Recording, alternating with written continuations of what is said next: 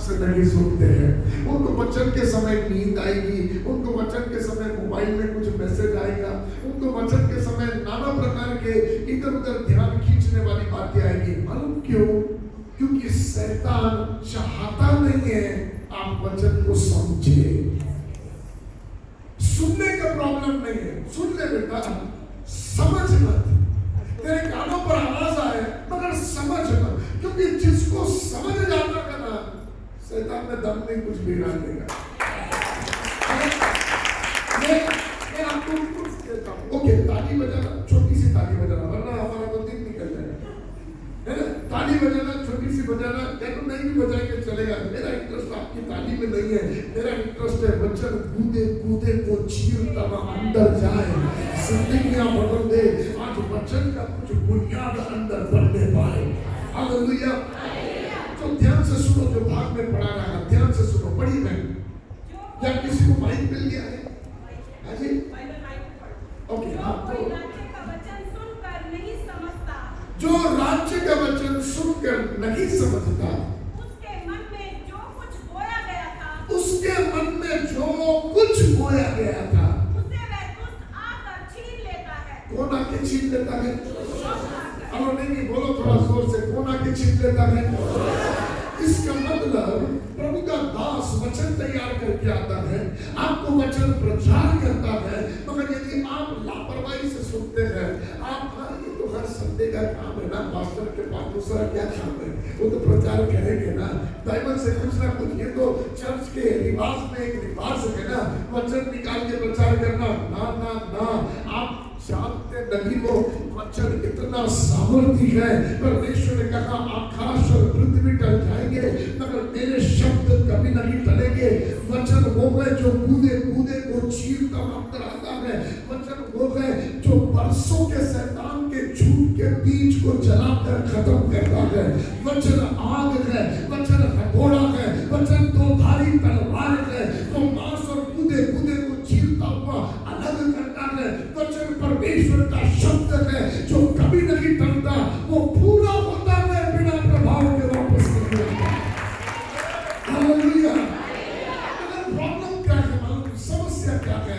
हम वचन को और कहानियों की तरह ऐसे साधारण रीति से सुनते हैं, और इसलिए बाइबल का वचन कह रहा है, ध्यान से सुनना, यीशु के शब्द नहीं है। यीशु कह रहा जो वचन सुनते हैं मगर समझते नहीं है, दुष्ट आके उनसे चुरा के लेके चला जाता है। और फिर क्या होता है मालूम? प्रॉब्लम, गहरे प्रकाशनों को आप सुनते हैं और काम होता हुआ नहीं देखते, तब आप कहते पास्टर शायद प्रभु की इच्छा नहीं है मेरे जीवन में बदलाव है, शायद प्रभु नहीं चाहता मुझे बच्चा मिले, शायद प्रभु नहीं चाहता मेरी ये परिस्थिति में सुधार हो, क्योंकि इतने संडे से हमारे कुछ हो नहीं रहा। ना ना ना, मालूम क्यों कुछ नहीं हो रहा? क्योंकि आपने वचन को उसकी सामर्थ के साथ स्वीकार नहीं किया। आप समझ रहे? इब्रानी की किताब में लिखा है, ध्यान से सुनना, इब्रानी की किताब में लिखा है, उन लोगों ने भी हमारी तरह वचन को सुना मगर उनको वचन का लाभ नहीं हुआ। अरे प्रभु वचन तो बिना प्रभाव के वापस नहीं आता, फिर आप क्या कह रहे हो? बाइबल कहती है उन लोगों ने वचन को सुना मगर उनको वचन से लाभ नहीं हुआ, क्योंकि उन्होंने वचन के साथ विश्वास को मिलने नहीं दिया। हालेलुया। इसका मतलब जब प्रभु का दास यहाँ से वचन प्रचार करता है, आप जहाँ कहीं वचन सुनते हो उसे पकड़ने के लिए तैयार हृदय से सुनो, बिल्कुल तैयार रहो। जो भी वचन आपकी जिंदगी से जुड़ कर आ रहा, तुरंत अपने विश्वास को मिलने दो। जैसे आपका विश्वास जुड़ेगा, मैं आपको गारंटी देता उस वचन में जितनी सामर्थ्य है आप में उतर कर आएगी। परमेश्वर का एक वचन सामर्थ्यशाली है, पूरी जिंदगी बदलने की ताकत रखता है, एक निशाने से भटकने को निशाने पर लाने की ताकत रखता है। हालेलुया। आप समझ पा रहे हैं? हेलो चर्च, जब आप बाइबल पढ़ो साधारण रीति से बाइबल ना पढ़ो।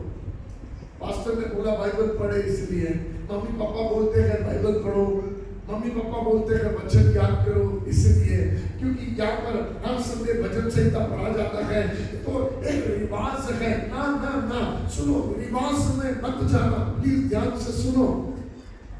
वचन जब आप पढ़ते हो, वचन आत्मा का भोजन है। आप समझ रहे क्या? वो आत्मा को बलवंत करने वाला परमेश्वर का दिया हुआ भोजन है। जब पवित्र आत्मा मेरे आत्मा को वचन खिलाता है तब मेरा आत्मिक जीवन बलवंत होता है और जिंदगियों में आने वाली शारीरिक चुनौतियों पर मुझे जयवंत ठहराता है। जब कमजोरियां शरीर के सामने आकर खड़ी होती है, जब आंखों के सामने गंदी चीजें आकर खड़ी होती है, जब जवानी की अभिलाषाएं आकर खड़ी होती है, उस पर जीतने के लिए वचन का भोजन खाकर आत्मा में बलवंत हुआ हुआ मसीह जीत कर बाहर आता है। इसलिए वचन से अपने आप को भरते चले जाओ, वचन के साथ समय बिताओ, अपने घर में बाइबल के साथ समय बिताओ, क्योंकि वचन आपके आत्मिक जीवन को तगड़ा करता है। मेरे बाइबल में लिखा है, जितने यीशु के पीछे चलते हैं वे सब सताए जाएंगे। तीमुथियुस को पौलुस ने बोला, सब सताए जाएंगे, नाना प्रकार का कुछ ना कुछ आपके जीवन पर, ताकि आप आत्मिक जीवन में कमजोर पड़ जाए, सताव आएगा, मगर उन सताओं पर जीतने के लिए आत्मा की तलवार उसके वचन चाहिए। हालेलुया। सुनो, एक और दृष्टांत है। यदि आप 14वां अध्याय पढ़ोगे मत्ती का, एक दृष्टांत है 44वें वचन में, पढ़ेंगे क्या? अभी तक अपने वचन गए नहीं है, आज जो मैं आपसे बात कर रहा हूं, मगर मैं आपको कुछ तैयार कर रहा हूं। पढ़िए 44 वर्ष 44 या 13 का 44 क्या दृष्टांत लिखा हुआ है? अपनी बता। हाँ, गड़ा हुआ धन।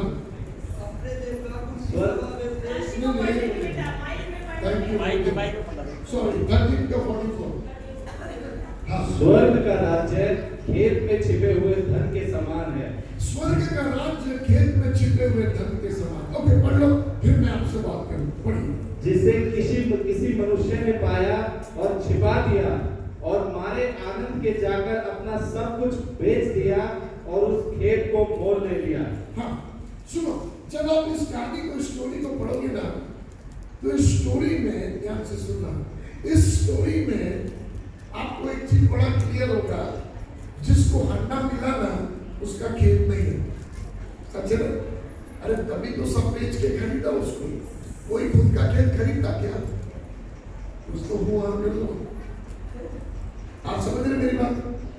इसका मतलब एक खेत का मालिक है स्टोरी में, और वो खेत के मालिक ने किसी किसान को खेत में भेजा है कि वहां पर वो हल चलाए या वहां पर वो फावड़ा मारे या जो भी कुछ करे, वो खेत में काम करे। और किसान, आपको क्या लगता खेत के मालिक के मन में क्या है? खेत के मालिक के मन में किसान काम करने के बाद जो पेड़ निकल कर आएगा, उसमें जो फल लगेगा, वो खेत के मालिक के मन में है। सच है ना? मान लिया जाए ये खेत है, ये पूरा खेत है, खेत का मालिक के दिमाग में है ये खेत के ऊपर आने वाली फसल मेरा फायदा है। मगर ये आदमी जिसने अपना सब कुछ बेच दिया, इसके दिमाग में खेत के ऊपर आने वाली फसल नहीं है, इसके दिमाग में खेत के अंदर गड़ा हुआ एक खड्डा है। आप समझ रहे हैं? उसका इंटरेस्ट ऊपर वाली चीज पर नहीं है, उसका इंटरेस्ट है वो अंदर जो छिपा है ना, वो मुझे चाहिए। सुनो, बाइबल पढ़ने का नियम वहां पर, बाइबल पढ़ने का एक पैटर्न वहां पर छुपा हुआ है। बहुत से लोग हैं जो खेत के मालिक की तरह बाइबल पढ़ते हैं, ऊपर ऊपर की कहानी, अब्राहम की कहानी, इसहाक की कहानी, दाऊद की कहानी, मूसा की कहानी, पतरस की कहानी। मगर कुछ लोग हैं जो कहते हैं लॉर्ड मुझे ऊपर में इंटरेस्ट कम है, मुझे कुछ खोदना है, बाइबल में कुछ गहराइयों को खोदना है। लॉर्ड मुझे इसके आड़ में छुपा हुआ खड्डा दे, इसके बैकग्राउंड। और मैं आपको कहता, आपको ऊपर नहीं दिखाई देगा, वो गहरे प्रकाशन वचन के आपको ऊपर ऊपर नहीं दिखाई देंगे, मगर जब आप आत्मा में खोदना शुरू करोगे, जब आप वचन के एक वर्ष को लेकर बैठ जाओगे, बोलोगे पापा ये क्या है, इसका क्या मतलब है, ये चैप्टर क्यों लिखा गया, इसमें क्या गहराइयां हैं, तब परमेश्वर का आत्मा को हंडा निकाल के देगा। आप समझ रहे हैं? कभी-कभी कई बार लोग आके मुझसे कहते पास्टर इतने बार बाइबल पढ़ा पढ़ते हमको ये दिखाई नहीं दिया ना, ऊपर से नहीं दिखता है, उसके लिए खोदने वाले लोग चाहिए, वचन के साथ बैठने वाले लोग चाहिए, अध्ययन करने वाले लोग चाहिए, जिनके अंदर दीवानगी है। लॉर्ड मैं तुझसे प्रार्थना करता हूँ तेरी गहराइयों को मुझ पर प्रकट कर। चर्च हम अंत के दिनों में हैं, और अंत के दिनों के लिए बहुत सारी प्रतिज्ञाओं में से एक प्रतिज्ञा है, परमेश्वर का नाना प्रकार का ज्ञान कलीसिया पर उड़ेला जाएगा। आप समझ रहे क्या? या तो साधारण रीति से लोग जैसे और दुनिया के लोग ले रहे हैं, या तो आप एक निर्णय लो, लॉर्ड यदि तेरा वचन कहता है नाना प्रकार का ज्ञान परमेश्वर का चर्च पर उड़ेला जाएगा, प्रभु मैं मेरे लाइफ को उससे कनेक्ट करता हूँ, मुझे वो गहराइयां चाहिए, मुझे वो गहरी बातें जानना है, मुझे सीखना है लॉर्ड। और मैं आपसे कहता ये चर्च यीशु के प्रकाशन से भरा हुआ होगा। अब सुनो, जिसको यीशु के प्रकाशन मिलते हैं वो अपने यीशु को जानता है। यदि और कोई कुछ भी इधर उधर की बातें लेकर आएगा, क्योंकि बाइबल में लिखा है अंत के दिनों में बहुत से आएंगे जो उलट फेर की बातें करेंगे। Hello,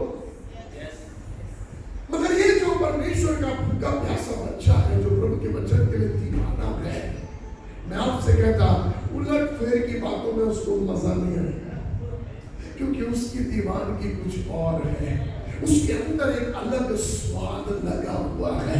hallelujah, hallelujah. इसी वचन के लिए लिखा है, वचन चट्टान के मधु से भी मीठा है। हेलो, इसका मतलब आप समझ रहे? आपने हालेलुया बोला मगर मुझे नहीं मालूम आप कितना समझे। उसका मतलब क्या है मालूम? लिखने वाला जिसको वचन का स्वाद मिल गया था, वचन के बारे में लिख रहा था और सोच रहा था मैं किसके साथ वचन का कंपेयर करूं, किसके समान है वचन, कैसा है इसका स्वाद, क्या बताऊं। और उसके पास शब्द नहीं थे। तब आखिर निष्कर्ष पे आया, चट्टान का मधु आपने देखा उससे भी अच्छा लिखा है ना वचन ऐसा, चट्टान के मधु से भी मीठा। तो कितना मीठा? शब्द नहीं है। कितना मीठा? शब्द नहीं है। सबसे मीठा चट्टान का मधु है, उससे भी मीठा मधु है।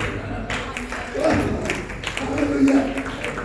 आपको मालूम हम छोटे थे ना, टीवी पर एक एडवर्टाइज आता था, मेलोडी इतनी चॉकलेटी क्यों है?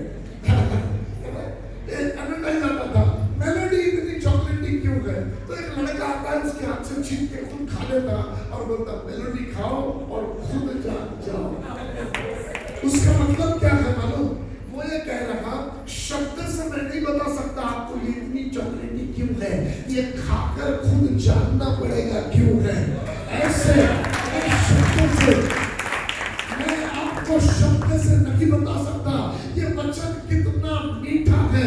एक साधारण को सामर्थ्य बना देता है, नीचे पड़े हुए को ऊंचे में उठा देता है, निकम्मे को आदर के लायक बना देता है, तो कुछ नहीं है उसको प्रतापी बना देता है।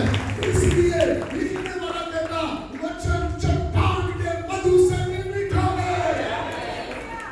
चर्च, आपको खुद को चख कर देखना पड़ेगा। पास्टर नहीं चखा सकता, वो सिर्फ बता सकता है आपको, मगर जब आप चखोगे ना दीवानगी लग जाएगी। फिर लोग क्या बोलेंगे मालूम? क्या है रात दिन बाइबल बाइबल यीशु यीशु क्या है, तेरे पास दूसरा टॉपिक नहीं है क्या? आप बोलेंगे एक बार चख कर देख।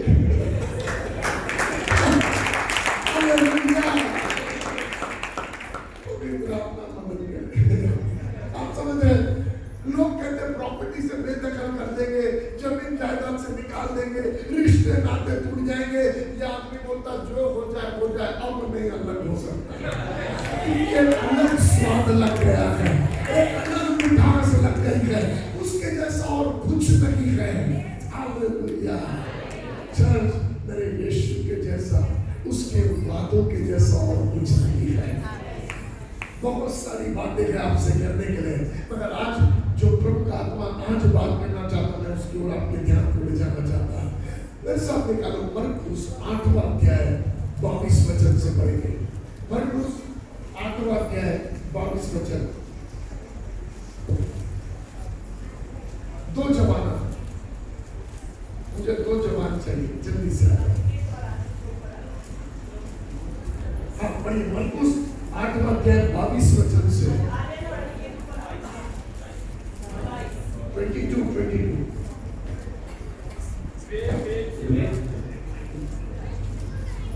हाँ बड़ी वे वेद संहिता से आए। ओके, आप तैयार हैं सुनने के लिए? क्योंकि हम भेदों को खोलेंगे, इसलिए हम धड़ाधड़ ट्रेन नहीं दौड़ाएंगे बच्चे। मैं इसलिए मैं चाहता मेरे साथ बने रहना, एक एक शब्द को सुनना, ठीक है? ओके ओके, पढ़िए फिर से। वे वेद संहिता में आए। वे वेद संहिता में आए। कौन वेद संहिता में आए? सवाल है, कौन है जो वेद संहिता में आया? यीशु मसीह, उसके चेले वेद संहिता में आए। प्लीज ध्यान से सुनना। हेलो, आप मेरे साथ हैं? ओके, सुनो, मेरे साथ जुड़े रहो, इधर देखो। बाइबल का वचन कहता वे वेद संहिता में आए। इसका मतलब कहानी की शुरुआत परमेश्वर कर रहा है, वो आया है। हेलो, किसी ने बुलाया नहीं है, वो आया है। वाह, आपका मेरा परमेश्वर वो है जिसने वादा किया, 2 या 3 मेरे नाम से जमा होंगे ना, मैं खुद आ जाऊंगा। हालेलुया। वो खुद आता है। जहाँ भूखे और प्यासे होते हैं, उनको वो नजरअंदाज नहीं कर सकता। यदि आप प्रभु के लिए भूखे हैं ना, प्रभु आपको यूं देखकर ऐसा करके नहीं जा सकता जी। वो भूखे और प्यासे को छोड़कर नहीं जा सकता, वो खुद ब खुद उनकी ओर खींचा चला आता है। बाइबल का वचन कहता हूं, वे बेथसेदा में आए। मैंने पूछा यीशु मसीह को, यीशु आप बेथसेदा में क्यों आए? मैं सवाल पूछता हूँ, मैं बाइबल पढ़ता हूँ, मैं सवाल पूछता हूँ, और फिर मेरा प्रभु मुझको पिक्चर दिखाता है। वो पिक्चर जो दिखाता हूँ मेरा मैसेज है, ठीक है? आप तैयार हो मेरे साथ पिक्चर देखने के लिए? Okay, praise the Lord. आप पिक्चर देखते हैं? कोई नहीं, सुनो जो मैं आपको बता रहा, सुनो। वे बेथसेदा में आए, तो मैंने पूछा यीशु आप बेथसेदा में क्यों आए? यीशु कहता, बेटा अपने आप से कुछ नहीं करता, जो पिता कहता है बेटा वही करता है। अब मालूम यीशु मसीह अपनी सेवा में सक्सेसफुल था, वो कहीं भी फेल्योर नहीं हुआ, सीक्रेट था। वो पिता जो कहता है वो सुन के करता है। यदि आपको अपने जीवन में संपन्न होना है, जो पिता कहता है वो करते जाओ, आप सफल होते जाओगे। दुष्ट आपको हराने नहीं पाएगा, क्योंकि आपकी जिंदगी पिता के मर्जी के तहत चलने वाली जिंदगी है। क्या दुष्ट आएगा पास्टर? आएगा ना। क्या परिस्थिति आएगी ना, मगर वादा होता है उसके लिए। धरती पर बहुत सी विपत्तियां आती तो है, मगर एक में नहीं टिकती। वो सब पर जयवंत होकर निकलता है, वो सब पर जीत कर निकलता है। इसलिए यीशु मसीह कहता है, जीसस कहता, क्योंकि यूहन्ना में आप सबका वर्ष निकालने लायक टाइम नहीं है, मगर यूहन्ना जब लिखता है तो उसके बारे में यीशु के वर्णन में लिखता है, पुत्र अपने आप से कुछ नहीं करता है। हेलो, यीशु अपने आप से सुबह भोर उठता, पापा से बात करता, पिता कहता बेटा आज यहाँ से तुझको यहाँ जाना है। ओके पापा, जाऊंगा। बाइबल का वचन कहता है एक बार एक शाम बहुत जबरदस्त मिनिस्ट्री हुई, अमेजिंग मिरेकल हुए। दूसरे दिन भोर को यीशु मसीह उठा और अकेले में जंगल में चला गया प्रार्थना करने। कुछ यहूदी पुरनिये मिलने के लिए आए, और जब मिलने के लिए आए तो चेले लोग बोलते हम बुला के लाते उसको, प्रार्थना के लिए गया है, हम जाते आप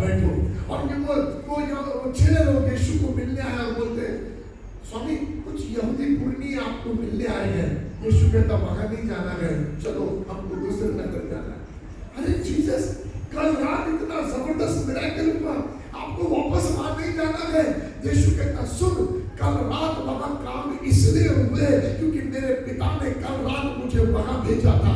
अगर आज सुबह मेरे पिता मुझे दूसरे जगह भेज रखा, इसलिए मैं वहां नहीं जाऊंगा जहां मैंने कल सक्सेस पाया, मैं वहां जाऊंगा जहां मेरा बाप आज मुझे भेज रहा है। आप समझ रहे हैं? अपने बाजू वाले को देखकर बोलो, पिता आपको जहां ले जाए, आत्मा आपको जहां ले जाए, बिंदास चले जाओ, वही सफलता है, वही जय है। हालेलुया। आप समझ रहे हैं? हम प्रार्थना आपकी सहायता करें, इसको रिसीव करो, ये अंदर ठान लो। मेरी आंखों से मैंने देखा, कल इतना जय हासिल किया, आज भी जाता फिर से और ना क्या आज प्रभु की मर्जी है, क्योंकि जहां खुदा की मर्जी है वही चर्च हमारी सफलता है। हालेलुया। सुनो ध्यान से। सो यीशु मसीह से मैंने पूछा, आप यहाँ क्यों आए?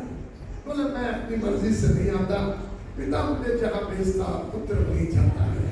मैंने कहा पापा, आपने यीशु को आज बेथसेदा में क्यों भेजा? क्यों भेजा आपने यीशु को बेथसेदा में?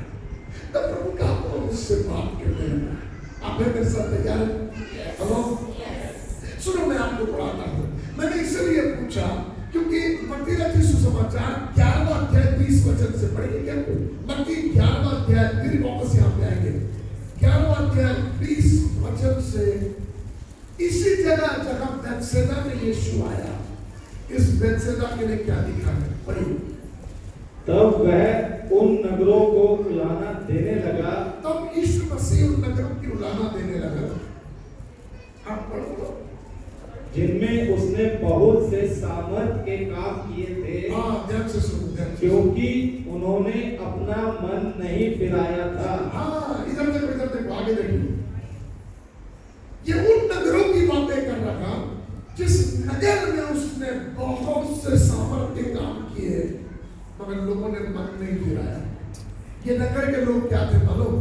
चमत्कार को नमस्कार, तुम चलो अपने रास्ते, हम चले अपने रास्ते। हम आए यीशु के पास, बच्चा नहीं होता तो दे दो पापा। हम आए यीशु के पास, कोई दवाई काम नहीं कर रही, कैंसर बहुत बढ़ गया है, चंगाई दे दो पापा। अच्छा मिल गई चंगाई, पास्टर अब आप चलो अपने रास्ते, हम वापस चले अपनी दुनिया में। ये जिन शहरों के विषय में लिखा गया है, कुराजीन और बेथसेदा, कुराजीन और बेथसेदा के विषय में लिखा है। हम कुराजीन के बारे में बात नहीं कर रहे क्योंकि आज हमारा टॉपिक बेथसेदा है। आप समझ रहे हैं? यीशु बेथसेदा में आया। मैंने बोला पापा यीशु आप क्यों आए? बोले पापा ने भेजा। मैंने कहा पापा आपने यीशु को बेथसेदा में क्यों भेजा? क्योंकि मत्ती में यीशु ने ऑलरेडी बेथसेदा में कुछ बोल दिया है। बेथसेदा के लोग क्या थे मालूम? उनको पता नहीं चला प्रभु उनको चंगाई क्यों दे रहा है, क्यों छुड़ा रहा है, और क्योंकि उनको पता नहीं चला, वे चंगाई पाकर वापस दुनिया में जाते थे। अब है मेरे साथ? सुनो, चर्च आज मैं आपको बताना चाहता हूं, यीशु चंगाई क्यों देता है, क्यों उसने आपको चंगा किया, क्यों उसने अपनी परिस्थितियों से आपको हटा दिया। आप सुनना चाहते हैं? हेलो, जल्दी से सुनो, जल्दी से सुनो। आप दोनों मेरे को आपका एग्जाम्पल चाहिए। आइए जा, एक इधर खड़े हो जाओ, एक इधर खड़े हो जाओ। सुनो, ये वो यीशु मसीह की देह है जिसके विषय में इब्रानी की किताब में लिखा है, आत्मा पुत्र संसार में आते समय कहता है, तूने मेरे लिए एक देह तैयार की है। ये देह मरियम के गर्भ में बनाई गई। सुनना, आत्मा पुत्र मरियम के गर्भ में नहीं बनाया गया। एक्चुअली आत्मा पुत्र में मरियम बनाई गई 21:2:10 के अनुसार। आप समझ रहे हैं? सो मरियम ने आत्मा पुत्र को जन्म नहीं दिया। जो पुत्र आत्मा है उसने सारे मनुष्य जाति को जन्म दिया है, मगर वो आत्मा पुत्र मनुष्य को बचाने के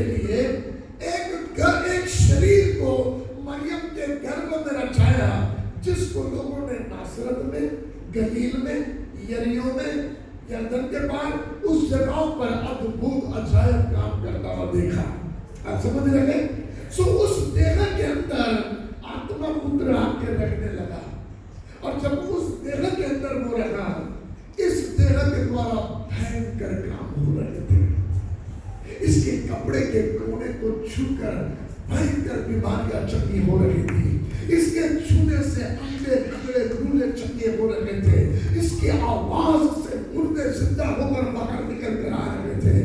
भयंकर मिराकल हो रहे थे जब आत्मा पुत्र ये देह के अंदर था। आप समझ रहे हैं? भली चंगी जवान देह थी ये, मगर ये आप और मैं हमारी देह, आप समझ रहे हैं? हाँ जी, सुनो, एक दिन आत्मा पुत्र के स्वरूप में बनाए गए थे हम, मगर हमने वो स्वरूप को खो दिया।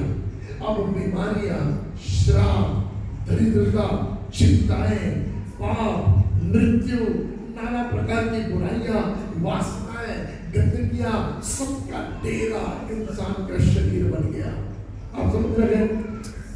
दुर्बल, कमजोर, मृत्यु के वश में इंसान की देह आ गई।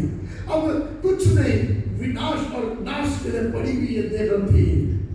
तब आत्मा पुत्र इस देह में होकर संसार में आया और एक काम किया। मालूम क्या काम किया? उसने इस देह में की पवित्रता को लिया, धार्मिकता को लिया और इस देह में डाल दिया, और इसका पाप लेकर इस देह में डाल दिया। इसकी चंगाई लेकर इस देह में डाल दिया, इसकी बीमारी लेकर इस देह में डाल दिया, इसकी आशीष लेकर इस देह में डाल दिया, इसके श्राप लेकर इस देह में डाल दिया, इसका जीवन लेकर इस देह में डाला, इसकी मृत्यु लेकर इस देह में डाला, इसका आनंद लेकर इस देह में डाला, इसके दुख चिंताएं लेकर इस देह में डाला। मैंने पूछा, आप ऐसा क्यों कर रहे हो? जो अच्छी देह है उसमें सब गंदा डाल दे रहे हो, और जो गंदी देह है उसमें अच्छे का सब डाल दे रहे हो। आप ऐसा क्यों कर रहे हो? हेलो, सुनना, प्रभु क्या पर मुझसे कहा, सुन बेटा, ये देह आई थी क्रूस पर मरने के लिए, ये आई थी मरने के लिए, और इससे पहले कि ये देह मरे, इस देह के लिए आत्मा पुत्र इलाज करना चाहता था। आप समझ रहे हैं? जी, इसलिए इसकी सारी अच्छाइयां इसमें और इसकी सारी बुराइयां इसमें डाल दिया और इसको क्रूस पर मार डाला। मगर क्रूस पर देह मरी, आत्मा पुत्र नहीं मरा। ध्यान से सुनना। हेलो, देह मरी, आत्मा पुत्र नहीं मरा, मगर वो आत्मा पुत्र ये देह के पास आकर खटखटाता है और कहता, क्या तू अपना दरवाजा खोलेगा? मैं तुझ में आकर रहना चाहता हूँ। क्यों तूने चंगाई दिया इसको? क्यों तूने छुड़ाया इसको? मालूम क्यों? क्योंकि एक दिन मैं इसको छोड़ दूंगा और हमेशा हमेशा के लिए इसमें आकर रहूंगा। हालेलुया। आप समझ रहे हैं? इसलिए वो बेसदा और खुराजीन के लोगों से दुखी था, क्योंकि वे चंगाई देते थे मगर दरवाजा उसके लिए खोलने लगे थे, उसे अंदर आने नहीं देते थे, उसकी बरूदा को स्वीकार नहीं करते थे, उसे अपने अंदर बसने नहीं देते थे, चंगाई पाते थे, भाग जाते थे अपनी दुनिया में। हेलो, मेरे साथ आपको समझ में आ रहा है? मैंने कहा, क्या करोगे आप यहाँ आके रहेंगे? इसमें रहकर आप क्या करोगे? कहता वही काम जो गलील के रास्ते पर उस देह में से होके किया, वही काम कुरुक्षेत्र के रास्ते में इस देह में से होके करूंगा। उस देह में से बैतनिय्याह में मुर्दा जिंदा हुआ, इस देह में से कुरुक्षेत्र में मुर्दे जिंदे होंगे, इस देह में से अंडे देखेंगे, लड़े चलेंगे, अद्भुत काम होंगे जो गलील के रास्तों में हुए, उससे बढ़कर काम होंगे। हालेलुया। हालेलुया। अगर हमको समझ में नहीं आया इसलिए हम सिर्फ चंगाई पाए, नमस्ते ठोक कर निकल गए। प्रभु अब फिर अगले बार प्रॉब्लम आएगा तो बुलाएंगे आपको। ना ना, सुनो, मेरा खुदा इस्तेमाल करने की चीज नहीं है, वो जिंदगी है आपकी, वो जीवन है आपका मेरा, वो हमें वास करना चाहता है अनंत काल के लिए। हम उसके वो हमारा है। हालेलुया। आप समझ रहे हैं? आज वापस दोनों एक साथ आ जाओ, क्योंकि दूसरे एग्जाम्पल में आपको यूज करना है। हालेलुया। सो मैंने पूछा, यीशु आप क्यों गए?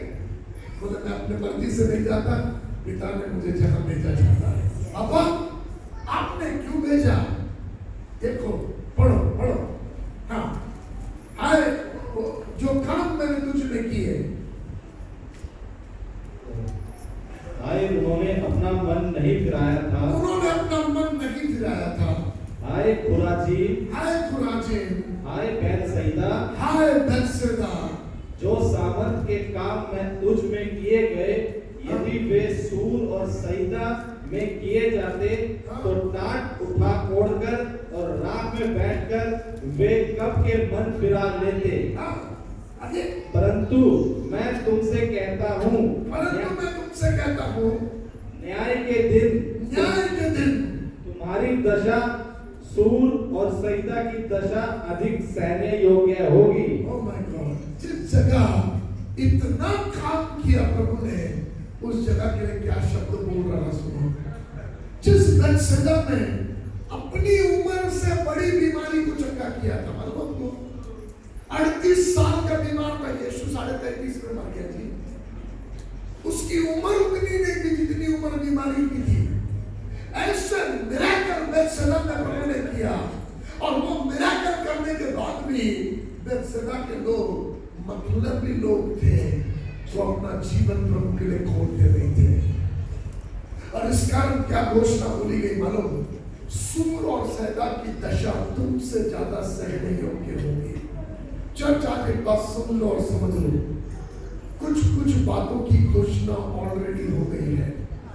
ये सूरज और चांद जो आप देखते हैं, इसके बारे में घोषणा हो गई, एक दिन इसकी ज्योति चली जाएगी।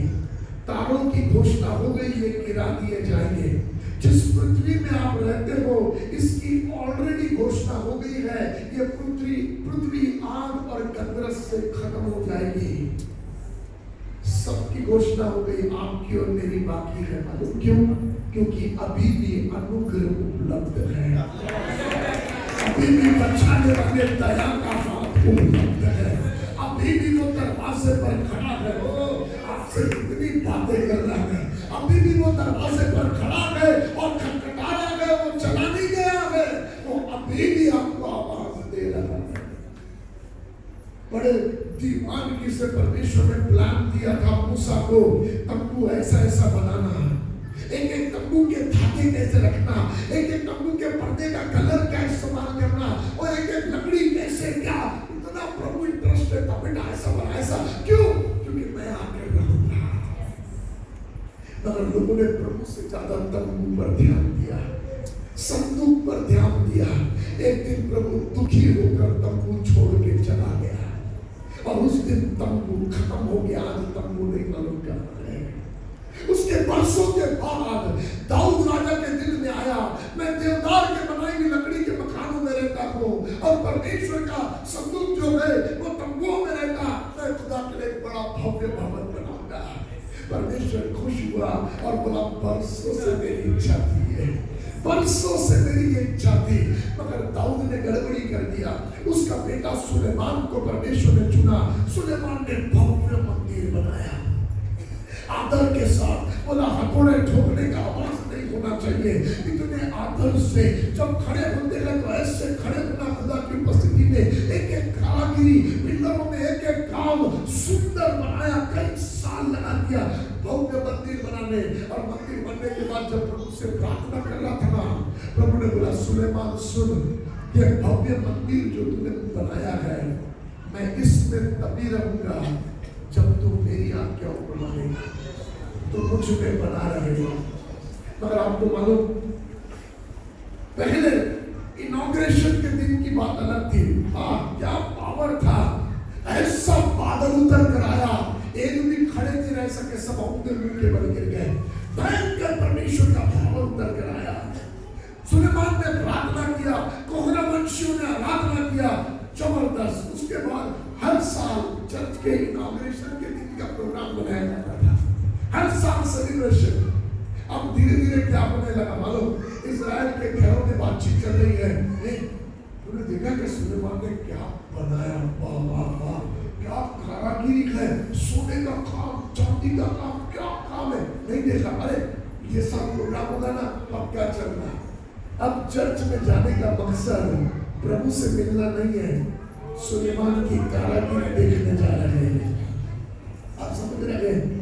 और खुदा दुखी हो गया, क्योंकि लोग प्रभु से मिलने नहीं आते, वहां की सुंदरता देखने आते हैं। प्रभु दुखी हो गया और सुलेमान का मंदिर छोड़ के चला गया। नबूकदनेस्सर राजा आया, उसका सेनापति नबूजरादान आया, एक एक चीजें खोद खोद के उखाड़ के लेकर चला गया। मंदिर कहीं नहीं टिका, खत्म हो गया।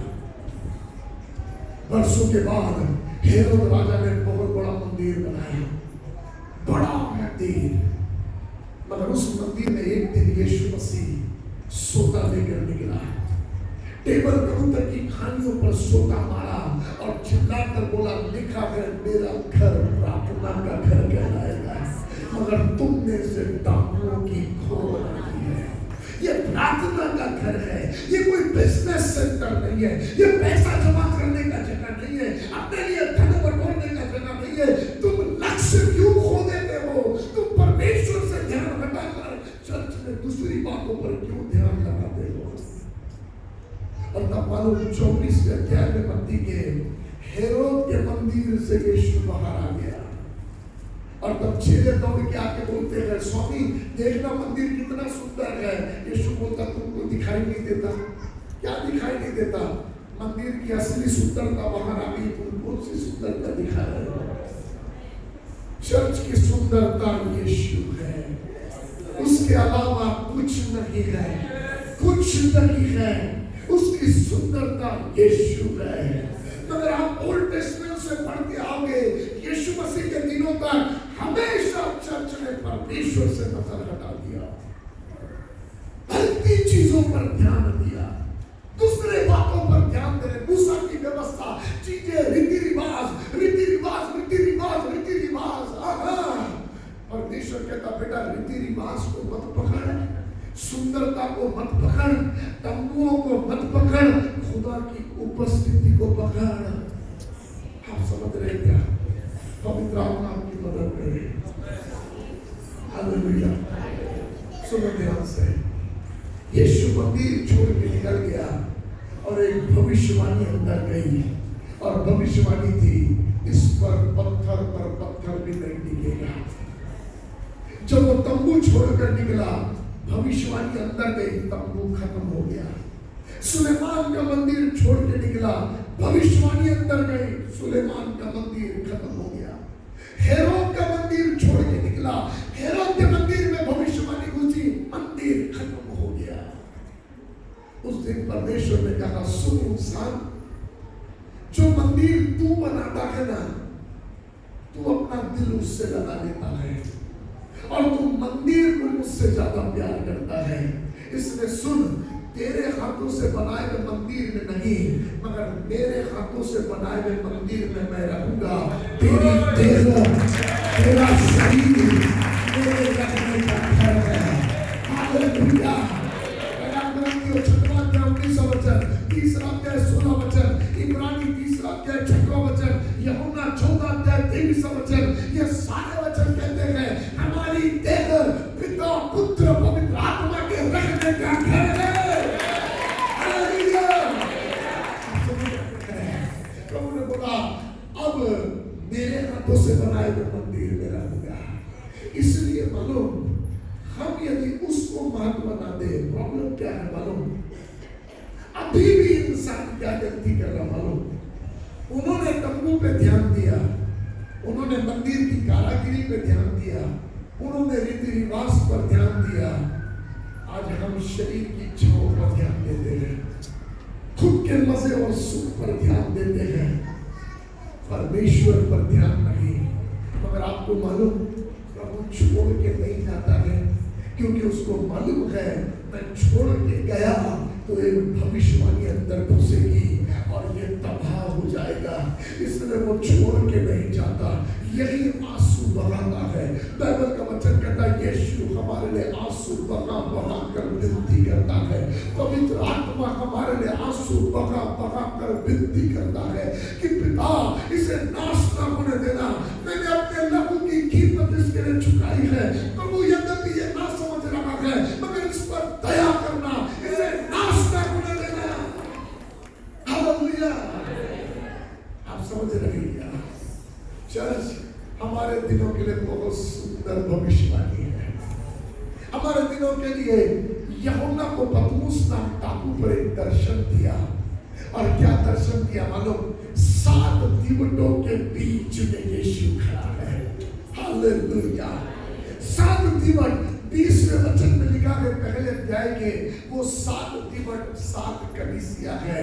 इसका मतलब अंत के दिनों के चर्च का सेंटर जीसस है।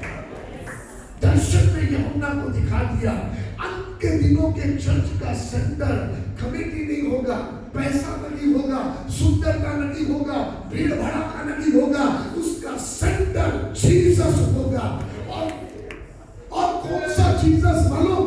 वो नहीं जो क्रूस पर लहू लोहान है, वो वाला जीसस नहीं, मगर महिमा में तेजस्वी तेजोमय यीशु कलीसिया का सेंटर होगा।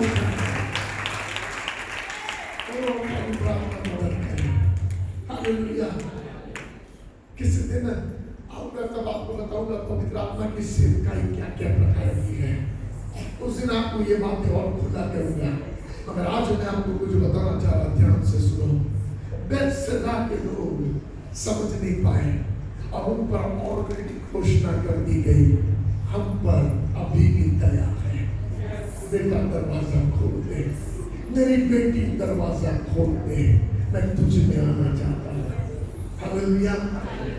सो मैंने कहा पापा, सुनो ध्यान से, मैंने कहा पापा, जब ऑलरेडी बेथसेदा के लिए घोषणा हो गई थी, यीशु ने बोल दिया उसका न्याय कठिन होगा, और अब यीशु बहुत दिन हो गया बेथसेदा से नहीं आया, क्योंकि बेथसेदा के लोग मतलबी है।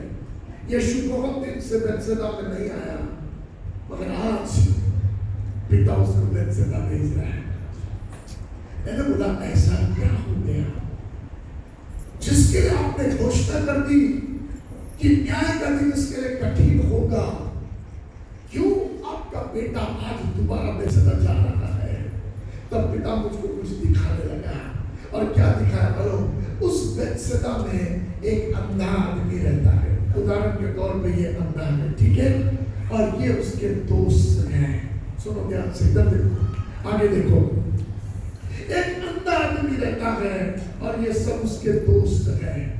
मुझे ऐसा दिखाई देने लगा, एक दिन ये अपने दोस्तों के साथ में बैठा हुआ था, और जब दोस्तों के साथ बैठा था, अचानक से यीशु मसीह की बातें शुरू हुई, और वो लोग आपस में कहने लगे, अरे तुमने सुना क्या? वो नासरत का यीशु क्या भयंकर काम करता, बाप रे।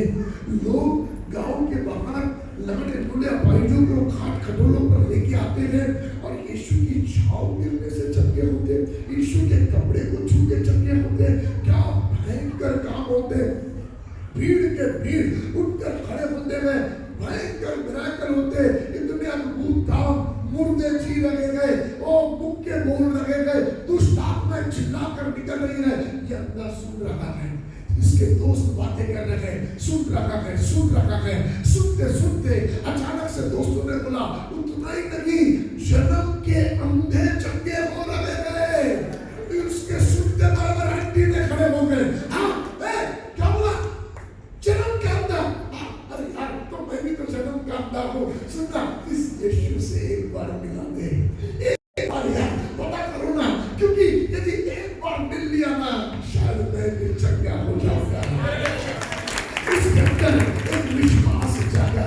उसके दोस्त में मैं ये चित्र देख रहा था, बैकग्राउंड में पवित्र आत्मा मुझको दिखा रहा था।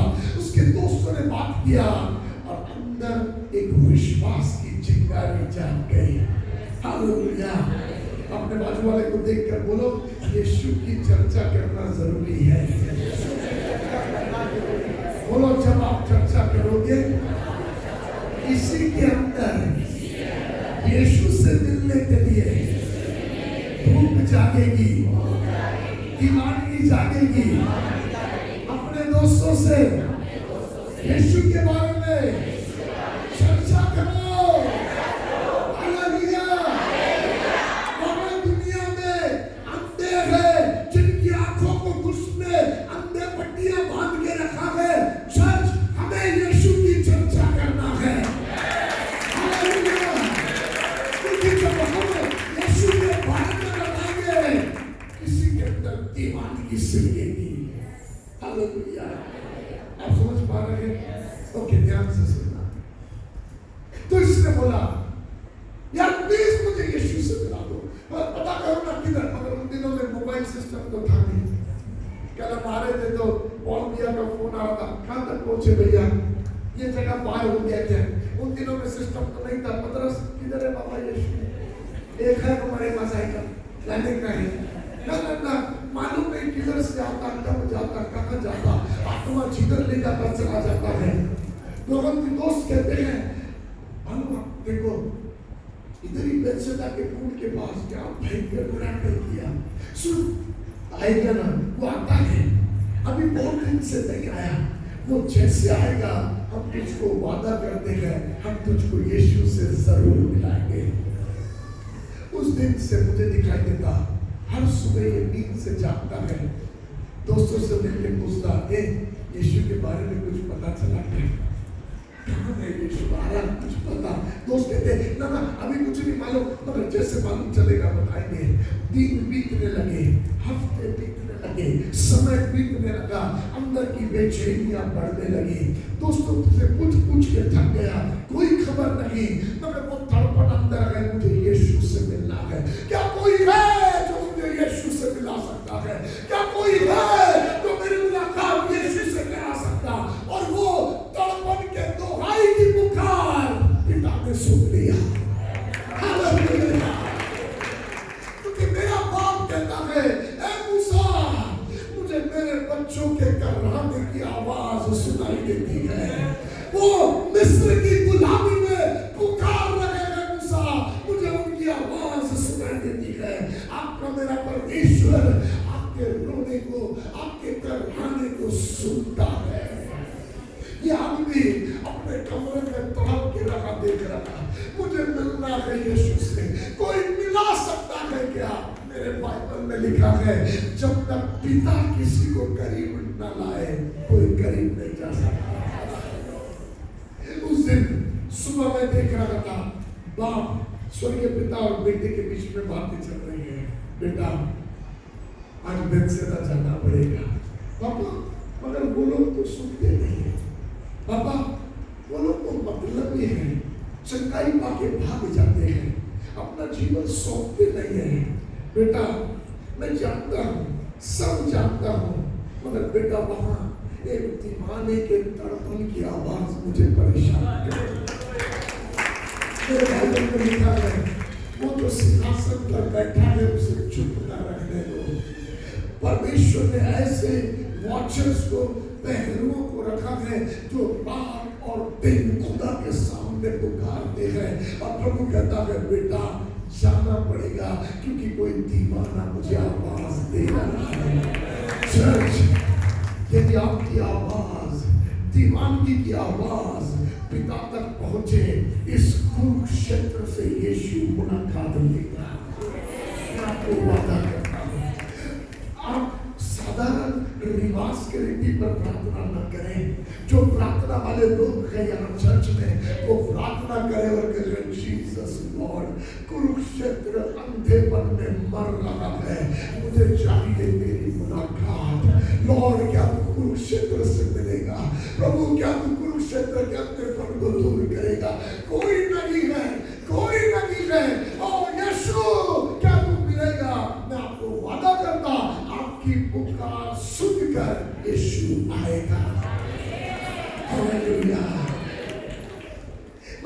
दिन आप 22 वचन निकाल के रखना, उस दिन ध्यान से सुनना, जब पिता और यीशु के बीच में बातें हुई, यीशु ने बोला पापा आप कहते तो जाऊंगा, मगर कुछ और करने जाऊंगा, कुछ अलग बात के लिए जाऊंगा। मेरे साथ हेलो, यहाँ ये आदमी तड़प के पुकार रहा है, कोई है क्या जो मुझे यीशु से मिला सकता है?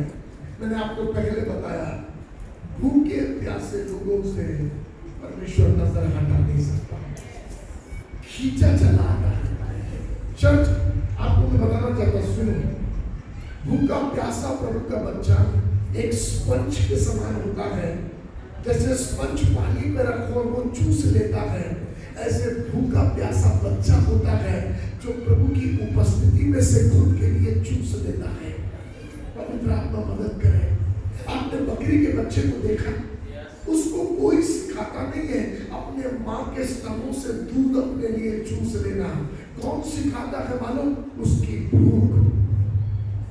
उसकी भूख उसे चूसना सिखाती है। ऐसे एक प्रभु का बेटा, प्रभु की बेटी जो भूखी और प्यासी होती है, वो वचन में से प्रकाशन चूस लेते हैं, प्रभु की उपस्थिति में से आश्चर्य कर्म चूस लेते हैं। हालेलुया। इसीलिए तो 12 साल से लंबी बहने वाली कपड़े का कोने को छूकर चूस लिया अपना मेरा। हालेलुया। यीशु ने प्रार्थना नहीं किया था, यीशु ने हाथ नहीं बढ़ाया था, यीशु ने आवाज नहीं दिया था। वो भूखी थी, वो प्यासी थी, छूने वाला लड़की थी। ओ पवित्र आत्मा आपकी मदद करे। आप समझ रहे हैं? अब आप समझ रहे हैं? सच क्या इमेजिन, थोड़ा सा आपको साइड ले जाके वापस लाऊंगा, चलेंगे क्या मेरे साथ? आपके पास टाइम है? ओके, सुनो सुनो सुनो। यीशु के कपड़े का कोना जी, यीशु का शरीर नहीं, कपड़े का कोना। हेलो, ये कपड़ा कब पहना होगा यीशु मसीह ने? सुबह नहाकर 6-7-8 घंटा पहले पहना होगा, कपड़ा दूसरा बदल के ये कपड़ा पहना। 8 घंटे से ये कपड़ा यीशु मसीह को लिपट के है। 8 घंटे, इतनी सामर्थ आ गई वो कपड़े में, 12 साल के लहू बहने वाली को चंगा कर दिया। हेलो, सिर्फ 8 घंटा लिपटने से, बाइबल का वचन कहता हमारी देह उसके रहने का घर है। जिस दिन आपने अपना जीवन यीशु को दे दिया, वो हम में है, हम उसमें हैं। कैन यू इमेजिन क्या सामर्थ्य है हमारे लिए, क्या पावर है हमारे लिए, यदि हम बिलीव करें। पापा, एक कपड़े में इतनी सामर्थ आ सकती है जिसके लिए वादा नहीं है कि तुझ में परमेश्वर रहता है, मगर वादा मेरे लिए है, मुझ में प्रभु रहता है। हालेलुया। आपको कुछ समझ रहा है कि भारी पड़ रहा है? आज एक भूख और प्यास अपने अंदर सरिया, प्रभु से कहो Lord I am ready to receive. Hallelujah. सुनना ध्यान से। यह महिला ने कपड़े के कोने को छुआ, चूस लिया। भूखे प्यासे बच्चों में वो सामर्थ होती है। पर एक छोटा नाटा हाइट वाला आदमी एक दिन दीवानगी लग गई, यीशु को देखना है, देखना है, देखना है। सच है ना? सुनना, बाइबल का वचन बहुत क्लियर बताता, यीशु मसीह को वो नगर में रुकना नहीं था, यीशु को नगर में से होकर जाना था। और किसी लोग को पता चल गया कि यीशु मसीह नगर में से जा रहा, तो सारी भीड़ जमा हो गई।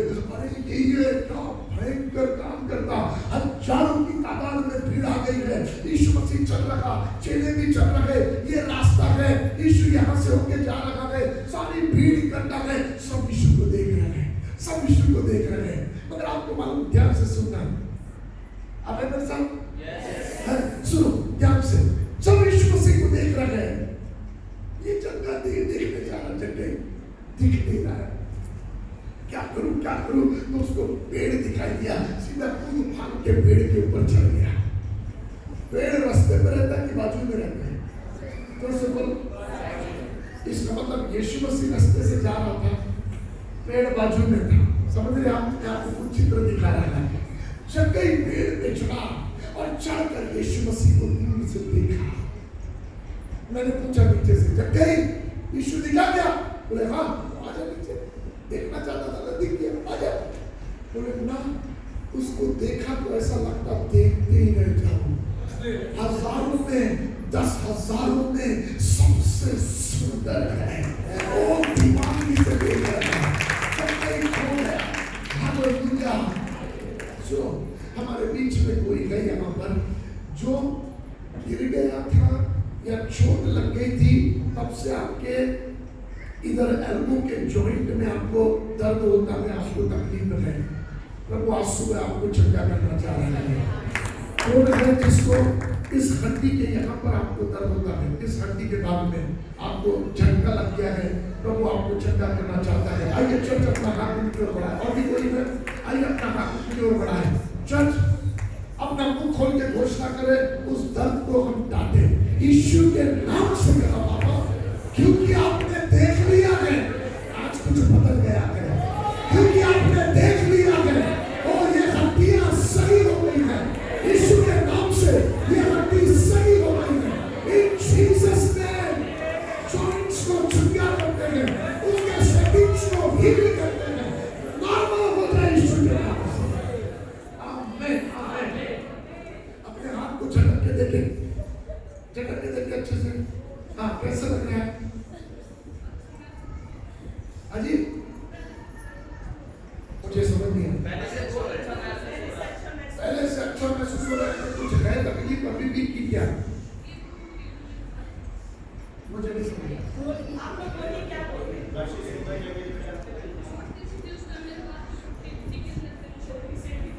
अभी कैसा लग रहा है? अच्छा महसूस हो रहा है।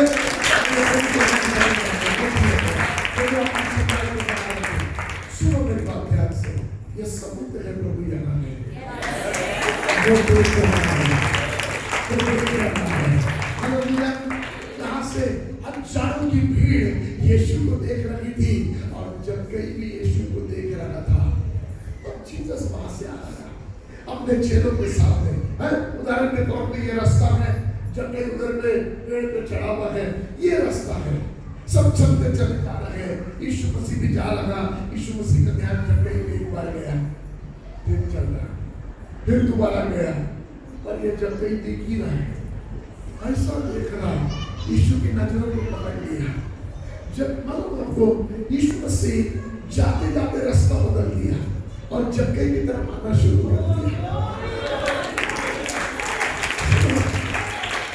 मुझे दिखाई देता, चेले बोलते हैं, जीसस उधर रास्ता नहीं है, इधर रास्ता है। यीशु कहता है, रास्ता मुझे मालूम है, मगर ये आदमी जाने नहीं देता है। इसकी खिंचती है। हालेलुया। सब हजारों के देखने में और जक्कई के देखने में अंतर है। जक्कई के देखने में दीवानगी है, खींचने की सामर्थ्य है। जब आप प्रार्थना में बैठो, जब आप चर्च में आराधना करो, एक खींचने की सामर्थ्य डाल के करो। मैं आपको वादा करता, यीशु आपको बाईपास नहीं करने पाएगा, वो आपको नजरअंदाज करने नहीं पाएगा। जब कहीं की तरफ आ गया, जब कहीं फिर भी पेड़ के ऊपर से देख रहा, यीशु बोलता है, हाँ सुनो, जब कहीं नीचे आ, जब तेरे घर जाना है।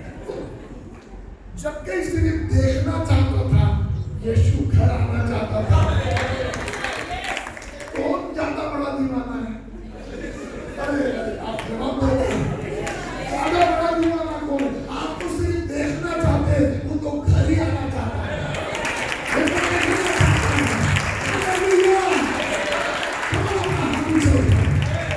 प्रभु यीशु, मैं सिर्फ देखने नहीं आया, मैं आपको अपने अंदर बसाने आया, अपने संग ले जाने आया।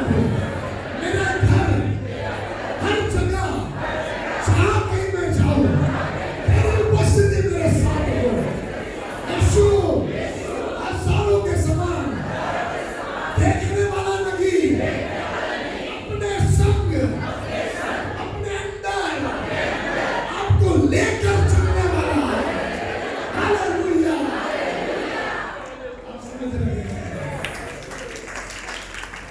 देखने वाले बहुत थे, सब छोड़ के भाग गए, मगर जो अंदर ग्रहण करते हैं जिंदगी बदल जाती है।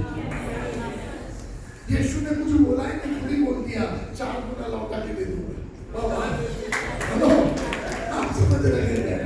पवित्र आत्मा आपकी मदद करे। ओके सुनो, जो मैं आपको बताना चाह रहा, मैं आपसे कह रहा, प्रार्थना आती नहीं आती कोई फर्क नहीं, उसको सीख लेना। मगर यदि नहीं भी आती, अपने घर के कमरे में बैठकर उसको ताकते रहो। तू कहाँ है?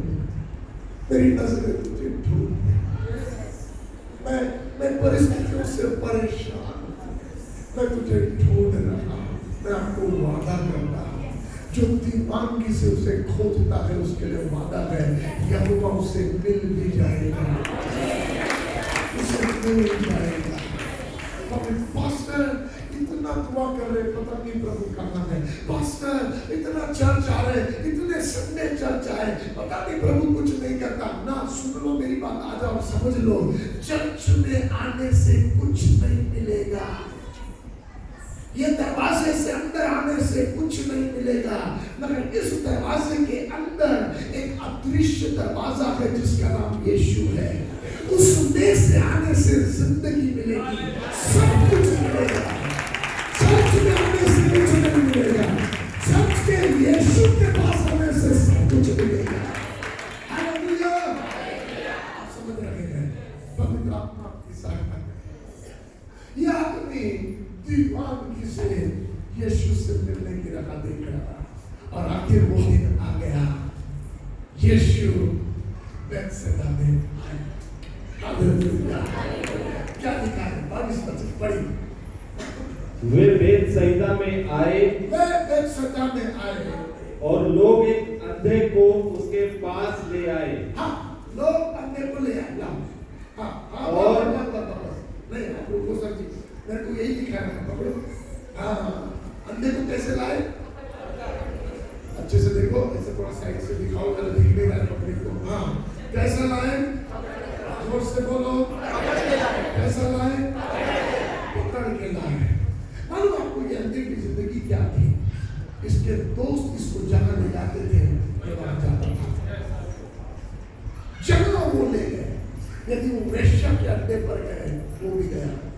यदि वे शराब के अड्डे पर गए, वो भी गया। यदि वो जुआ खेलने की जगह गए, वो भी गया। पर वो बार हटिया गए, वो भी गया, क्योंकि जहाँ वो ले जाते हैं, मेरी जिंदगी उनके साथ चलती है। कितने हैं जो दूसरे के चलाए चलते रहते हैं? कितने हैं, पास्टर मेरी संगति सही नहीं है, पास्टर मेरे दोस्त सही नहीं है। आज जवान, मैं आपको एक बात बताऊं, पहली सिगरेट कोई जवान खुद पैसे से खरीदता नहीं है, उसका दोस्त उसको पिलाता है भूखा में। अच्छा, पहली दारू कोई खुद अपने से दुकान से जाके नहीं खरीदता, उसका दोस्त है कितना पानी मिलाता, कितना क्या बराबर मिला के पिलाता है। पहला वेश्या के अड्डे पर कोई खुद से नहीं जाता, एक दोस्त है अपनी गाड़ी पे बैठा के साथ में ले जाता है पैसा देकर। मैं आपसे पूछना चाहता, आपके मित्र कौन से वाले हैं?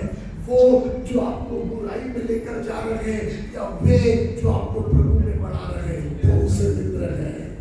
हालेलुया! मैं प्रभु को धन्यवाद देता, यहाँ उसके पास ऐसे लोग हैं जिसने उसको प्रभु के पास लेकर आए। हालेलुया! आप कैसे मित्र हैं? आपकी संगति में किसी की जिंदगी कहाँ किस निशाने पर बढ़ रही है? आपके दोस्तों के साथ क्या हो रहा है? आप उनको कहाँ आगे लेकर जा रहे हैं? कैसे मित्र हैं आप? बाइबल का वचन कहता है, धर्मी चुप के मित्र बनाता है। आप समझ रहे हैं? हेलो, सुनो, उन लोगों ने हाथ पकड़ के यीशु के पास लेकर आए। क्या बोला? लेके आके क्या बोला? पढ़िए, माइंड में पढ़िए। हाँ, लेके आए और उससे विनती की, और उससे विनती की कि उसको छुए। हाँ, क्या विनती की? नहीं, आवाज नहीं आया। आप थक गए? वो छुए। मैं खड़ा हूँ, मैं विचार कर रहा, आप थक गए?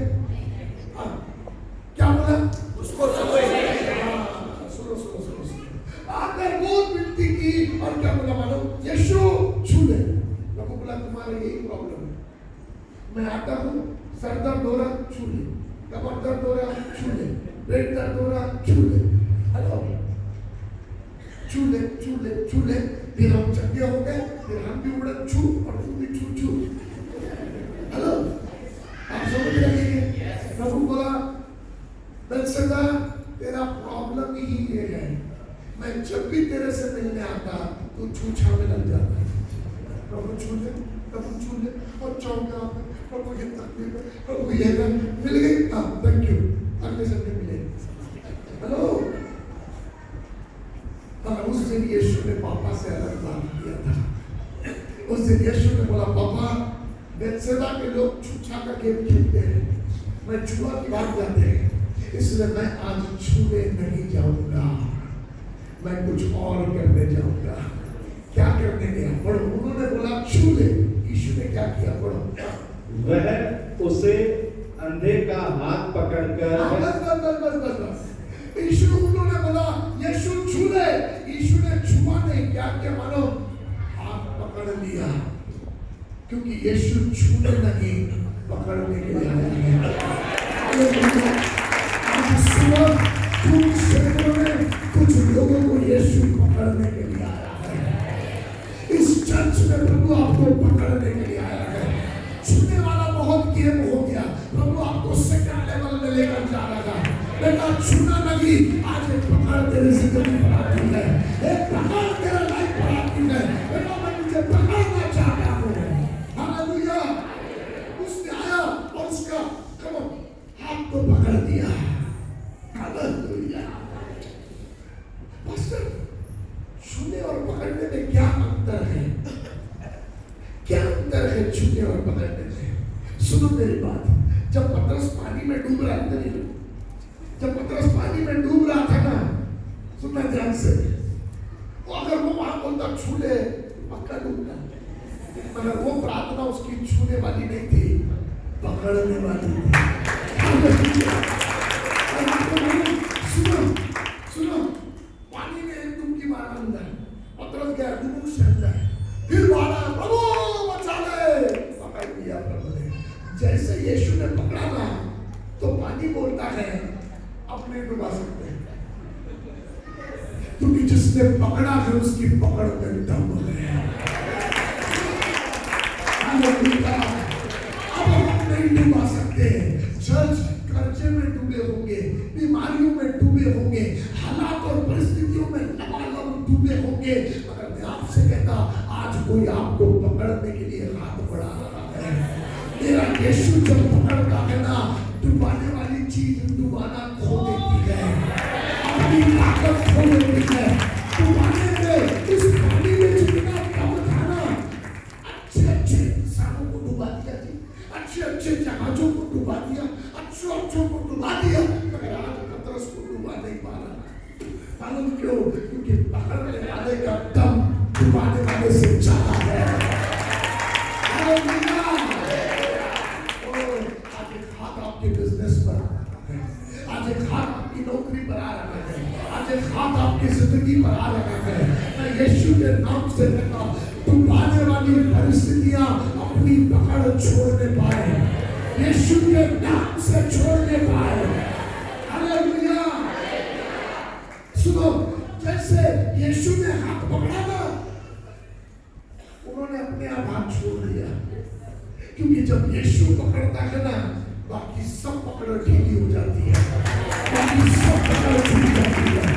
पास्टर, मेरे बेटे से शराब छूटती नहीं है, यीशु पकड़ेगा ना, शराब पकड़ के नहीं रख पाएगा, पराया पुरुष पकड़ के नहीं रख पाएगा, पराई स्त्री पकड़ के नहीं रख पाएगी, व्यभिचार पकड़ के नहीं रख पाएगा, गंदी आदतें पकड़ के नहीं रख पाएगी। मालूम क्यों? क्योंकि उसके पकड़ में इतना ताकत है, जब वो पकड़ता है बाकी सब छूट जाता है। समझ रहे? पवित्र आत्मा आपकी मदद करे समझने में। जब आप निर्गमन 19वां अध्याय पढ़ोगे, बहुत लंबी कहानी है, वहां पर बहुत सारी चीजें हैं। एक ही बात आपको बताऊंगा। सिनाई पर्वत पे खुदा का प्रेजेंस आया। प्रभु की उपस्थिति आई और लिखा है समस्त पर्वत कांपने लगा। मैंने बोला पापा क्यों खिला रहे उसको, है वो पहाड़ जिस पर आप उतरे क्यों खिला रहे हो, क्या कर रहे हो? प्रभु ने बोला दो बातें कर रहा हूँ बेटा, सुन। नंबर 1, जितनी बेकार की चीजें उस पर चिपकी हुई है ना, सबको छितोड़ के गिरा रखा है। बेकार की आदतें जब ऊपर से परमेश्वर की पकड़ आती है ना, वो हिलाता है। वो पास्टर मजा नहीं आ रहा, पता नहीं क्या हो रहा, पास्टर घबरा हिला रहा है। मालूम क्यों? क्योंकि बेकार का शैतान ने जो लगा के रखा ना आपकी जिंदगी में, उसको वो गिरा रहा है। बेकार के पत्थर उड़क के गिरेंगे जब खुदा शेक करेगा। इसलिए बाइबल का वचन कहता, अंत के दिनों में मैं एक और बार पृथ्वी को हिलाऊंगा, क्योंकि बहुत सारी बेकार चीजें चिपक रही हैं। आप समझ लगेगा, पवित्र आत्मा मदद करें। बेकार स्वभाव, बेकार आदतें, दूसरों की संगति के बेकार गुण, हमने बहुत जिंदगियों को चिपका के रखा है। मगर खुदा का आत्मा जब पकड़ता है, जिस जिंदगी को प्रभु पकड़ता है, उसको हिलाता है ताकि फालतू चीजें गिर जाए। जब पहाड़ हिलता है ना, तो अब दर्द लड़के में बड़े बड़े पत्थर लुढ़क के गिरते हैं। आप समझ रहे हैं? दूसरा चीज प्रभु ने मुझसे कहा, इधर शुरुआत से ये पहाड़ अपने बुनियाद पर, पृथ्वी की बुनियाद पर मजबूत खड़ा है।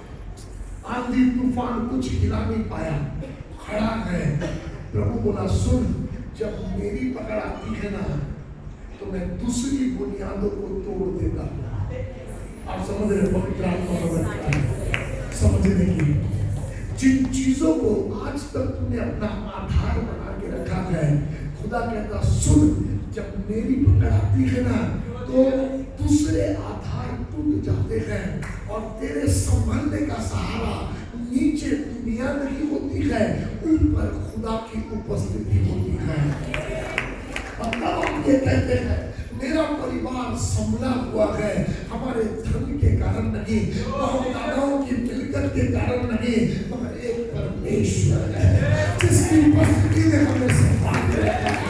मेरे बच्चों को संभाल के रखा है, मेरी बेटियां गिरी नहीं है। हालेलुया। इसलिए भजन संहिता 128 में लिखा है, तेरी पत्नी फलवंत दाखलता होगी और तेरे बच्चे जलपाई के वृक्ष के समान तेरे बेच के आने वाले होंगे। हालेलुया। नहीं जाते, तेरी पत्नी कभी चार में नहीं जाएगी, बुरी आदतों में नहीं जाएगी। संविधान 28 के अध्याय में लिखा है 30 वचन में, तू शादी की बात तो करेगा, दूसरा पुरुष तेरी पत्नी को भ्रष्ट करेगा। 41 वचन में लिखा है, तेरे बेटे बेटियां पैदा होंगे, तेरे नहीं रहेंगे, बदवाई में चले जाएंगे, मगर वो उस व्यक्ति के लिए नहीं है जिसकी जिंदगी प्रभु के हाथ में है, जिसका जीवन प्रभु के हाथ में है। उसके लिए वादा है, तेरी पत्नी फलवंत दाखलता सी होगी, तेरे बच्चे जलपाई के वृक्ष के समान होंगे। हालेलुया। एक और वादा है उसके लिए, योएल इसका 2 अध्याय का 28वां वचन, तुम्हारे बेटे बेटियां भविष्यवाणियां करेंगे, तुम्हारे जवान दर्शन देखेंगे, तुम्हारे बुजुर्ग स्वप्न देखेंगे। जोशुआ ने अकेले ने बोला था, मैं और मेरा घराना प्रभु की सेवा करेंगे। मूसा अकेला सेवा। आप समझ रहे हैं? ओल्ड टेस्टमेंट में आप देखोगे, एक नूह अकेला, उसके कारण परिवार बच गया। मगर प्रभु कहा, अंत के दिनों का चर्च ऐसा नहीं होगा, अकेला पप्पा, अकेली मम्मी ना, पूरा फैमिली, बेटे बेटियां भविष्य करेगी, जवान दर्शन देखेंगे, दूसरे के सपने देखेंगे, पूरा परिवार। हालेलुया। इन भविष्यवाणियों से जुड़ जाओ और देखो, लॉर्ड मैं बिलीव करता ये मेरे परिवार के लिए। हालेलुया। हिलाया, क्यों हिलाया? दुनिया की पकड़ से तुझे आजाद करूंगा। तेरा भरोसा आज के बाद टिकने लिए खुदा की पकड़ पर होगा। आप समझ रहे हैं? पकड़ की ये सामर्थ्य है। भजन 40 में लिखा है, सत्यानाश के गड्ढे में से और दलदल के कीच में से मैंने यहोवा को पुकारा। बाबा जगह तो देखो कहाँ है, वो गड्ढे में से सत्यानाश मिलता है और दलदल का कीच आपको पता है कैसा होता? जितना कोशिश करोगे जल्दी अंदर जाओगे और नहीं करोगे तो धीरे धीरे जाओगे, अंदर जाना पड़ता है। वो है दलदल का कीच। मगर वो दलदल के कीच में से अंदर जाते जाते अब कीच मुंह में आने के लायक हो गया। मैंने कीच में से पुकारा और वचन इतना सुंदर है, कहता है कि यहोवा ने झुककर मेरी दुहाई को सुन लिया। अरे किसमें दम है उसको झुकाने का? कोई शैतान उसको झुका नहीं सकता, कोई परिस्थिति झुका नहीं सकती। आपके मेरे परमेश्वर को झुकाने का दम किसी में नहीं है।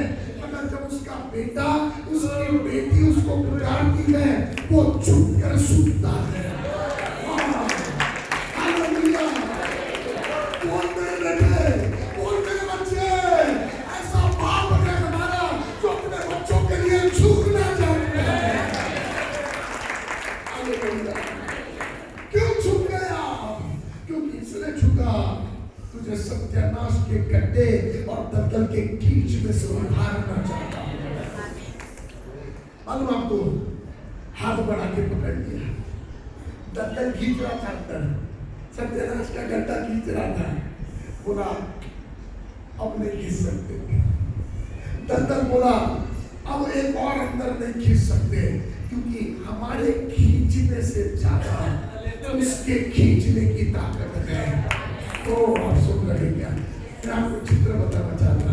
जब इधर हाथ पकड़ के था, यीशु मसीह आया और इसका हाथ पकड़ के लिखा है नगर के बाहर ले गया। अब ये अंधे का हाथ पकड़ा, उसको मालूम नहीं, यीशु ने बोला मत चल। हेलो, आप देखे वो वहां खड़ा था, यीशु ने खींचा, बस इतना ही खींचा आपकी जिंदगी में चाहिए। वो दारू की बोतल से बाहर, वो पैसे के काम से बाहर, वो बीमारी करने से बाहर। हालेलुया। यीशु के नाम से आपकी जिंदगी पर यीशु की पकड़ और एक खींच आ जाए। हालेलुया। अपने हाथों को उठाइए और मैं अपने अनुभव मानना चाहता हूँ। प्रभु मैं अनुभव चाहता हूँ, मैं अपना हाथ आपके हाथ में देता हूँ। मैं ये काम पाऊंगा और लॉर्ड मुझे खींच चाहिए। ये परिस्थिति सत्यानाश के गड्ढे के समान मुझे खींच रही है। दलदल का खींच मुझे निगल रहा है और गड्ढे में मैं डूब रहा हूँ। मुझे पकड़ चाहिए, मुझे पकड़ चाहिए। पुकार पुकार पुकार, मैं आपके लिए नहीं पुकारूंगा। ये ना रख दे तो मैं आपके लिए प्रार्थना करूंगा। आप पुकारो, आपके जीवन पर एक पकड़ आ रही है, आपके जीवन पर एक पकड़ आ रही है। In Jesus name, receive.